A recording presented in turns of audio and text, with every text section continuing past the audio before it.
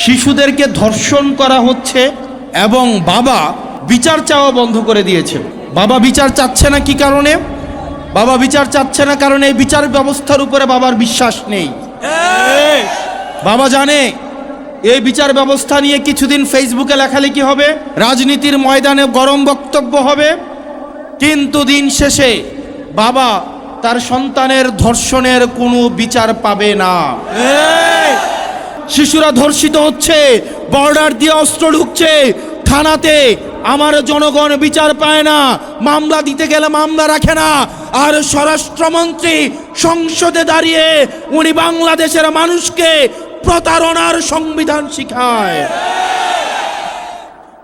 স্বরাষ্ট্রমন্ত্রী চোখ খুলে দেখেন, মানুষ বিচার চাওয়া বন্ধ করে দিয়েছে। আপনাদের কি অধঃপতন হলে মানুষ আর বিচারও চায় না, কারণ সে জানে বিচার চেয়ে লাভ নাই, কারণ সে বিচার পাবে না। ওই লোকটাকে বলেন, ভাই আপনি জিলাপিটা খান, সে যদি জিলাপি খাইতে অস্বীকৃতি জানায়, এই জিলাপির প্রতি কি আপনার আস্থা থাকবে? যেই লোকটা এখানে চটপটি বিক্রি করে, ওই লোকটাকে যদি বলেন এই চটপটিটা আপনি খান, উনি যদি বলে যে না এটা আমি খাবো না, আমি অন্য জায়গা থেকে চটপটি কিনে আইনা খাবো, ওই লোকের চটপটি কি আপনি কিনে খাবেন? তা আমাদের দেশের যারা স্বাস্থ্য মন্ত্রণালয়ের দায়িত্বে, যারা শিক্ষা মন্ত্রণালয়ের দায়িত্বে, যারা দেশের দায়িত্বে, তারাই দেশের সুযোগ সুবিধা ভোগ করে না, বরং তারা বিদেশ থেকে দেশের টাকা পাচার করে সেখানে গিয়ে সুযোগ সুবিধা নেয়। এবং এটা জনগণের সাথে প্রতারণা করা, এটা জনগণের সাথে প্রতারণা করা। প্রিয় মনোহরগঞ্জবাসী, আমরা এটারই পরিবর্তন চেয়েছিলাম। আমরা চেয়েছিলাম এমন একটা বাংলাদেশ, যে বাংলাদেশে একটা সন্তান যখন ভূমিষ্ঠ হবে সেই জায়গা থেকে সে তার অধিকার বুঝে পাবে। আমাদের দেশের চিকিৎসা ব্যবস্থা, আপনি আমাদের দেশের চিকিৎসা সরকারি হসপিটালগুলোতে যান, আপনি দেখবেন ফিলিস্তিনের রাফা ক্যাম্পের থেকে বাজে অবস্থায় সরকারি চিকিৎসাগুলোর। আপনি প্রতিষ্ঠানগুলোতে যান, শিক্ষা প্রতিষ্ঠানগুলোতে যান, সেখানে দেখবেন সেই স্কুলের প্রধান শিক্ষকের ছেলেকে ওই স্কুলে পড়ায় না, সেই এলাকার ইউনুর ছেলেকে স্কুলে পড়ায় না, ডিসির ছেলেকে ঢাকা রেখে পড়াশোনা করায়, আমলাদের ছেলে মেয়েদেরকে বিদেশে রেখে পড়াশোনা করায়। আমাদের দেশের আমলারা বললে মাইন্ড করবে, আপনারা খোঁজ খবর নিয়ে দেখেন, আমলাদের সন্তানরে ওনারা দেশে রাখেন না, ওনারা বিদেশে রেখে পড়াশোনা করায়।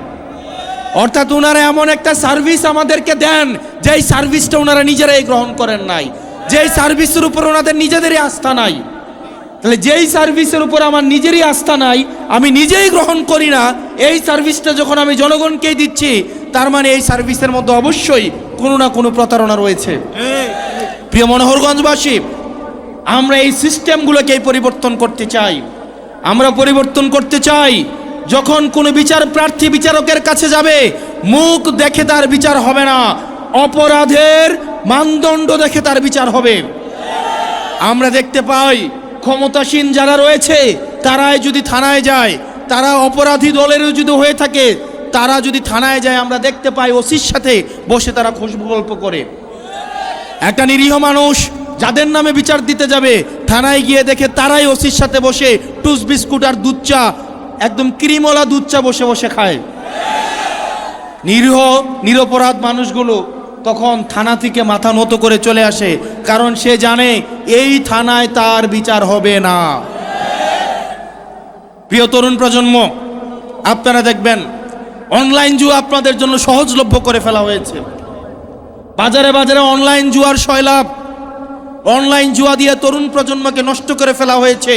বর্ডারগুলোকে উন্মুক্ত করে দেওয়া হয়েছে। এই বর্ডারে মাদকের উন্মুক্ত প্রসারের মধ্য দিয়ে আমার তরুণ প্রজন্মকে নষ্ট করে ফেলা হচ্ছে।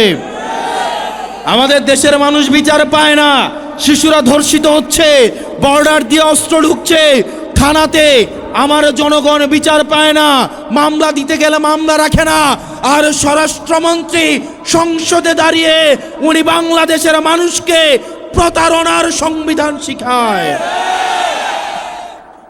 স্বরাষ্ট্রমন্ত্রী চোখ খুলে দেখেন, মানুষ বিচার চাওয়া বন্ধ করে দিয়েছে।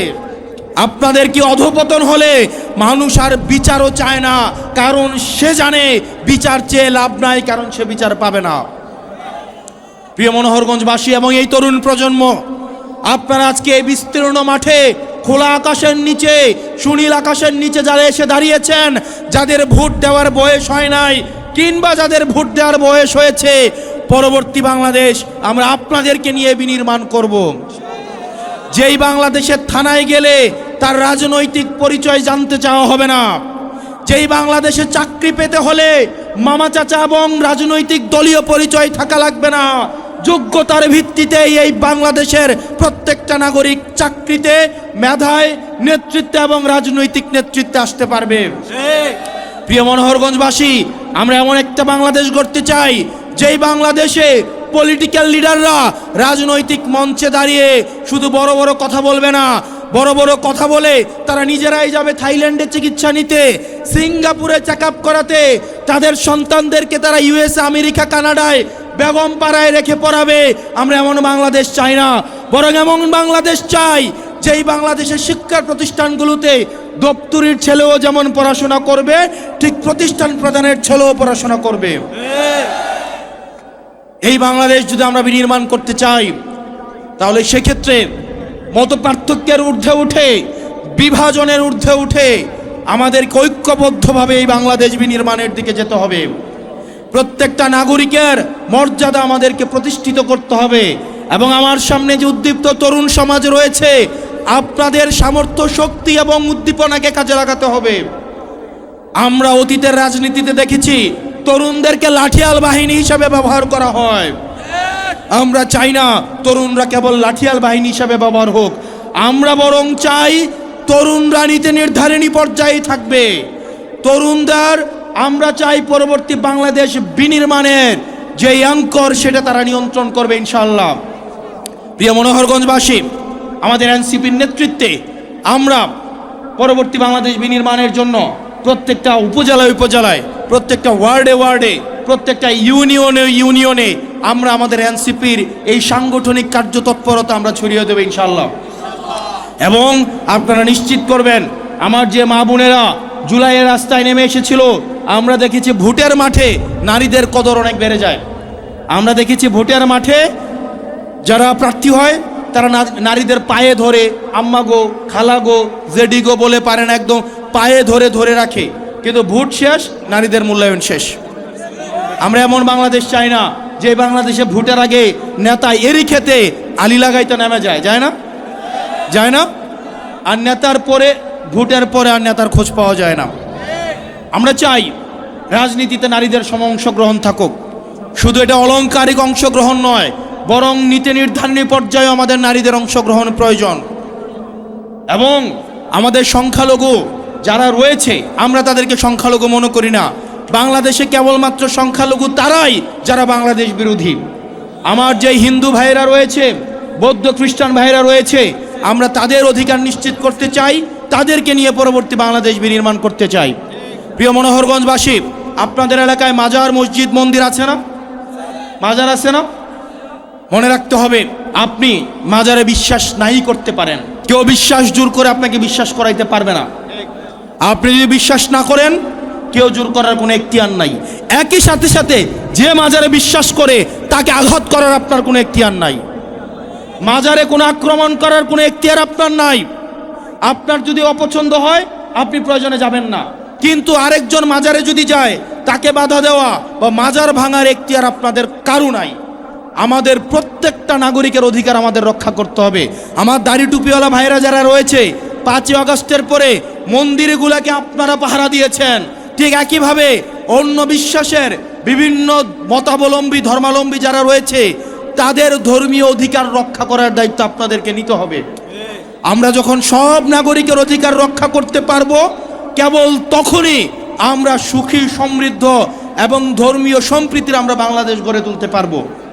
সেজন্য আমাদের বিভিন্ন পন্থার ঊর্ধ্বে উঠতে হবে, বিভিন্ন আমাদের মতের ঊর্ধ্বে উঠে আমাদের একমাত্র পন্থা হচ্ছে বাংলাদেশ পন্থা। যেই পন্থার মধ্য দিয়ে আমাদের নাগরিক সমস্যা সমাধানের মধ্য দিয়ে আমরা একটি স্বনির্ভর বাংলাদেশ আমরা গড়ে তুলব। সেজন্য আমাদের আপনাদের সহায়তা প্রয়োজন।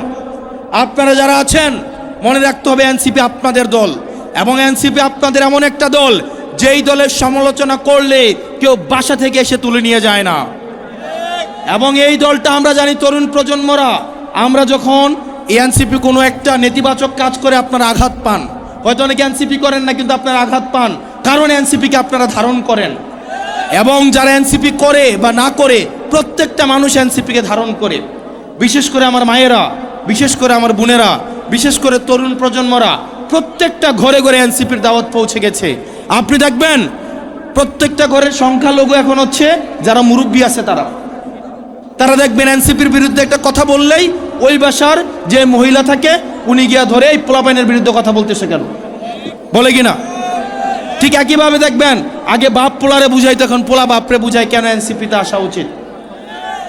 যেই ঘরের মা এবং ছেলে এবং মেয়ে এনসিপিতে চলে আসছে, সেই ঘরের বাপ এবং দাদা অটোমেটিক এনসিপিতে আসতে বাধ্য। অথবা ওরাও আছে কিন্তু শরমে হয়তো বলে না।